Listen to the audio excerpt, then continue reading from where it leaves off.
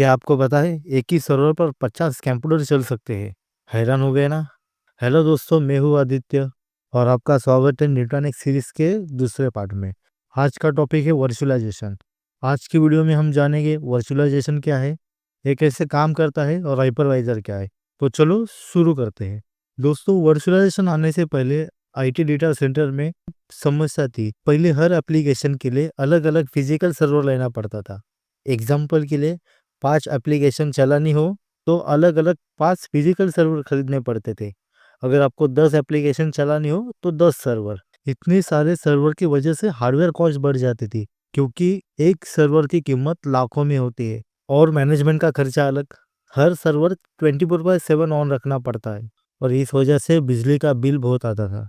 Server में काफ़ी heat निकलती है। इस हीट को कम करने के लिए एसी और कूलिंग सिस्टम का भारी खर्चा जुड़ जाता था। अगर 10 सर्वर है तो उन्हें रखने के लिए ज़्यादा स्पेस भी चाहिए, रैक में स्पेस चाहिए। अगर सर्वर डाउन हो जाए तो उसे रिपेयर करने के लिए समय लगता था और उस दौरान एप्लीकेशन पूरी तरह से डाउन होती थी।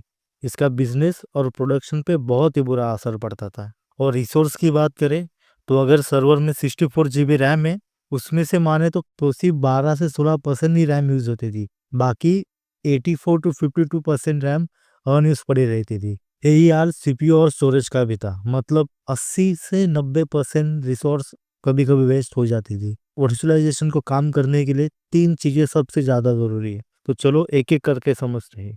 फिजिकल हार्डवेयर, यह वर्चुअलाइजेशन का बेस है। सीपीयू जो सारी प्रोसेस करता है, रैम जो सारी टेम्परेरी मेमोरी को हैंडल करता है, स्टोरेज जिसमें हमारा सारा डेटा स्टोर होता है, नेटवर्क कार्ड जो सारे डिवाइस को कनेक्ट करता है। सेकंड है हाइपरवाइजर, जो मैनेज और कंट्रोल करता है। हाइपरवाइजर एक सॉफ्टवेयर लेयर है जो फिजिकल हार्डवेयर को कंट्रोल करता है, हार्डवेयर रिसोर्स को वीएम में बांटता है, हर वीएम को मैनेज करता है और सिक्योरिटी प्रोवाइड करता है। तीसरा है वर्चुअल मशीन, यह एक्चुअल कंप्यूटर की तरह काम करता है। हर वीएम पूरी तरह से इंडिपेंडेंट है। आप हर वीएम पे अलग अलग ऑपरेटिंग सिस्टम इंस्टॉल कर सकते हैं, अलग अलग एप्लीकेशन चला सकते हैं और यही तीनों कंपोनेंट मिलके वर्चुअलाइजेशन बनता है। तो अब वर्चुअलाइजेशन को एक रियल एग्जांपल से समझते हैं। मान लीजिए हमारे पास एक फिजिकल सर्वर है जिसका कॉन्फ़िगरेशन है CPU Intel Xeon processor 16 core, RAM 64 GB और 11 TB की 10 हार्ड ड्राइव। उसी 10 हार्ड ड्राइव को मिला के हम वर्चुअल पूल बनाएंगे और इसकी साइज हम 10 TB मान लेते हैं। और 10 TB नहीं होते, 8 TB के आसपास बनता है, पर हम लोग एग्जाम्पल के लिए 10 TB मान लेते हैं। स्टोरेज पूल और रेड का एक कंसेप्ट है जिससे ये सब होता है, उसे हम आने वाले वीडियो में देखेंगे और वो भी पूरी डिटेल्स में।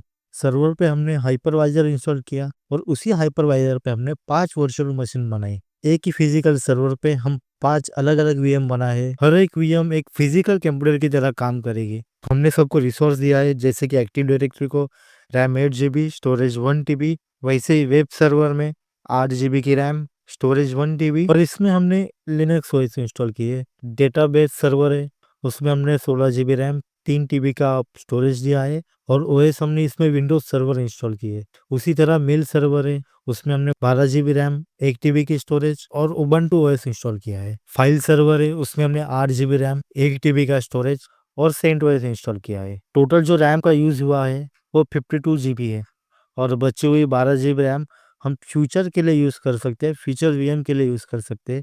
वैसे ही हम लोग यूज स्टोरेज है 7 TB और हम बचे हुए 3 TB आने वाले फीचर वीएम के स्टोरेज के लिए यूज कर सकते हैं।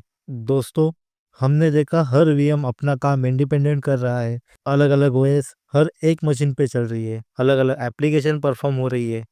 पहले बिना वर्चुअलाइजेशन के 5 एप्लीकेशन के लिए 5 अलग अलग फिजिकल सर्वर की, अभी वही काम वर्चुअलाइजेशन की मदद से हम एक ही सर्वर पर कर सकते हैं। यही है वर्चुअलाइजेशन की पावर।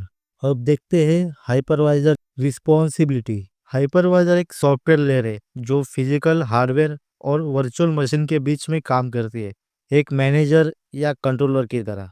रिसोर्स मैनेजमेंट, सीपीयू को वीएम में बांटना, रैम को अलोकेट करना, स्टोरेज को डिस्ट्रीब्यूट करना, वीएम क्रिएशन, नए वीएम बनाना, वीएम को कॉन्फ़िगर करना, वीएम मॉनिटरिंग, सभी वीएम की हेल्थ चेक करना, उनके परफॉर्मेंस मॉनिटर करना, आइसोलेशन, हर वीएम को अलग रखना, एक वीएम दूसरे वीएम को अफेक्ट ना करे इसका ख्याल रखना, सिक्योरिटी अनऑथोराइज एक्सेस रोकना और रिसोर्स को प्रोटेक्ट करना।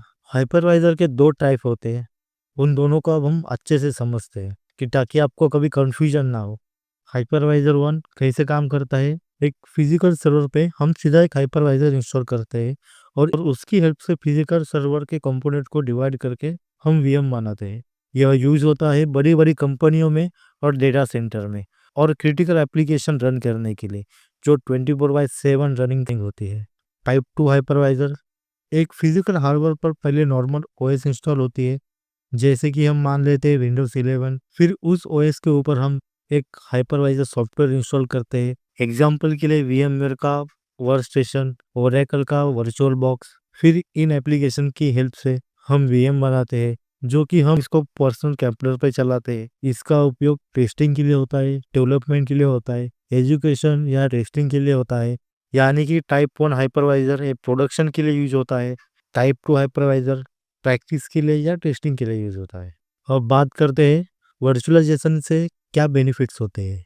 वर्चुअलाइजेशन का सबसे बड़ा फायदा है कॉस्ट सेविंग। पहले बिना वर्चुअलाइजेशन के 10 एप्लीकेशन को 10 फिजिकल सर्वर लगते थे। हर सर्वर 300 से 500 वोल्ट यूज करता है। टोटल पावर 3000 से 5000 वोल्ट। मंथली बिल 50,000 से 80,000। और वर्चुअलाइजेशन के बाद वही 10 एप्लीकेशन सिर्फ 2 या 3 सर्वर में मैनेज हो जाते हैं। टोटल पावर कंज्यूम होती है 600 से 1500 वोल्ट। मंथली बिल आता है 10 से 20,000 रुपया। इससे सेविंग होती है टोटल 60 to 7%। कूलिंग कॉस्ट भी कम हो जाता है। ज्यादा सर्वर चलेंगे तो ज्यादा हीट प्रोड्यूस होगी। उस हीट को कम करने के लिए ज्यादा एसी चाहिए। कूलिंग का कॉस्ट कम से कम 30,000 से 50,000 होता था मंथली।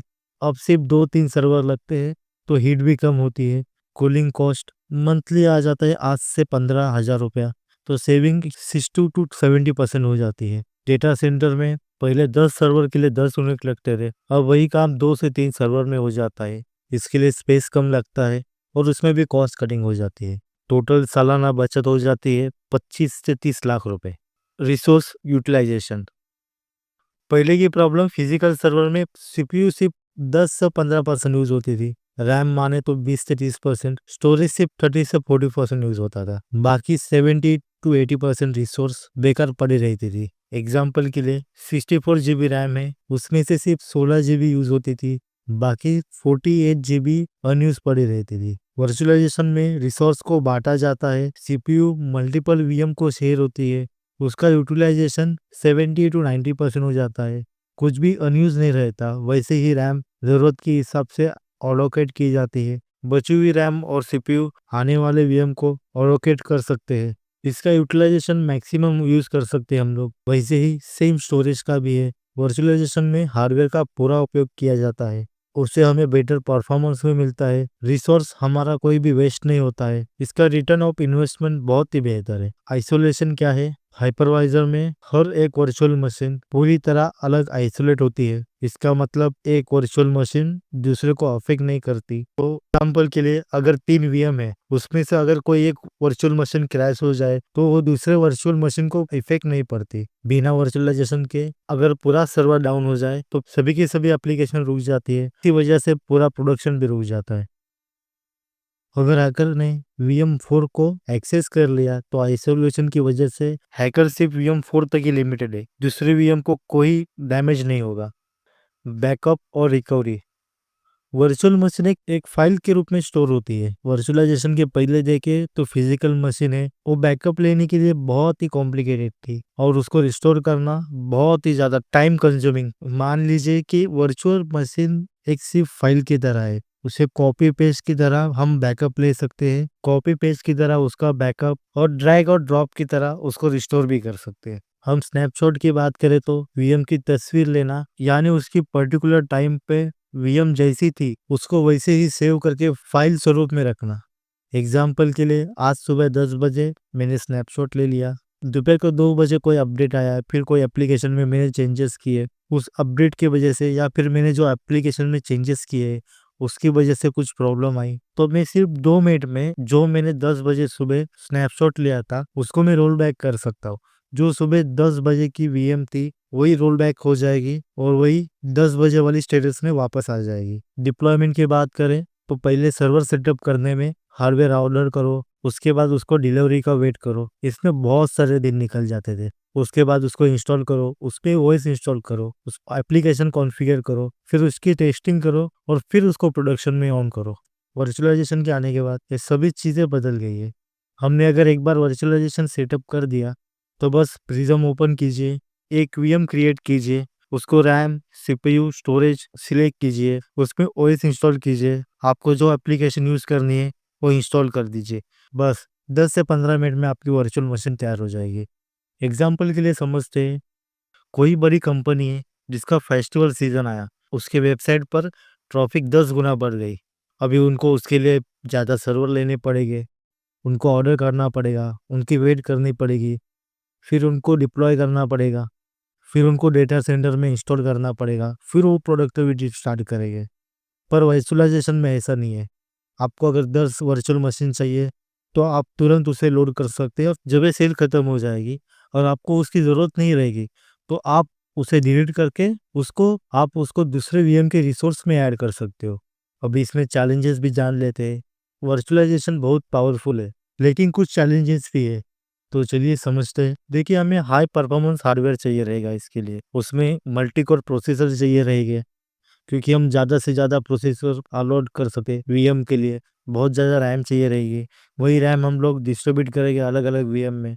फास्ट स्टोरेज चाहिए, हाई स्पीड नेटवर्क कार्ड चाहिए। इसी वजह से सर्वर की कॉस्ट 15 से 20 लाख तक आती है, कभी कभी इससे ज़्यादा भी हो जाती है।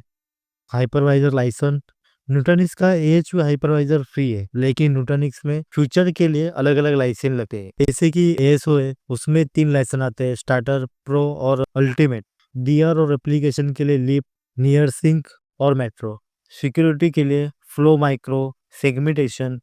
और अगर आपको प्रिज्म प्रो यूज़ करना है, उसके लिए ऑटोमेशन, फाइल ऑब्जेक्ट के लिए, वॉल्यूम के लिए, एडवांस फीचर के लिए आपको लाइसेंस की ज़रूरत पड़ती है। इसकी कॉस्ट एडिशन नोड आपकी रिक्वायरमेंट के हिसाब से 1 से 4 लाख रुपए प्रति नोड एनुअली चली जाती है। स्टोरेज इंफ्रास्ट्रक्चर, हालांकि न्यूटनिक्स में स्टोरेज एचसीआई के अंदर ही मिलता है, फिर भी प्रोडक्शन सेटअप के लिए कुछ एक्स्ट्रा रिक्वायरमेंट रहती है, जैसे कि बैकअप सॉल्यूशन हो गया, वीम है, कॉमवोल्ट है, जैसे अलग अलग backup software, disaster recovery setup है, रेप्लिकेशन नेटवर्क है, एडिशनल नोड हमें उसके लिए ऐड करने पड़ते हैं और कुछ कुछ जगह पे एक्सटर्नल स्टोरेज भी ऐड करने पड़ते हैं। और इस सब की कॉस्ट चली जाती है कम से कम 20 लाख के अराउंड। ये पूरे आपके डीआर के डिजाइन पे डिपेंड है, पर ध्यान देने वाली यही बात है कि ये वन टाइम इन्वेस्टमेंट है। लॉन्ग टर्म में इसका बहुत ही ज्यादा फायदा होता है और 2 से 3 साल में रिटर्न ऑफ इन्वेस्टमेंट पॉसिबल है।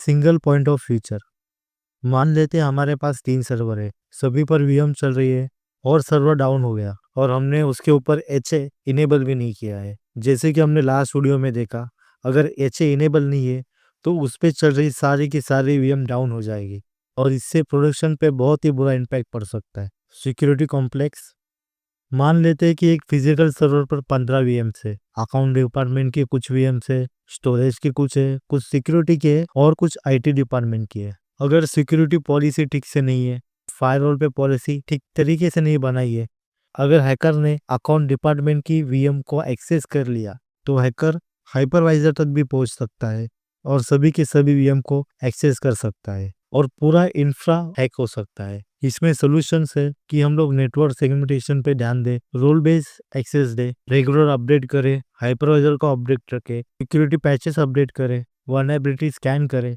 हर वीएम में एंटीवायरस इंस्टॉल करें, सभी एक्टिविटी को मॉनिटर करें और अलर्ट सिस्टम को सेटअप करें। परफॉर्मेंस ओवरहेड, हाइपरवाइजर हार्डवेयर और वीएम के बीच में क्लियर है और वो खुद के लिए कुछ रिसोर्स यूज करता है। एग्जाम्पल के लिए हम ये मान लेते हैं कि एक फिजिकल सर्वर है, उसमें टोटल 64 जीबी रैम है, हाइपरवाइजर उसमें से 8 जीबी रैम यूज करता है और वीएम को मिलती है सिर्फ 56 जीबी रैम। और यही प्रॉब्लम सीपीयू और स्टोरेज के साथ में भी है। हाइपरवाइजर खुद को चलाने के लिए इसमें से भी कुछ रिसोर्स यूज करता है।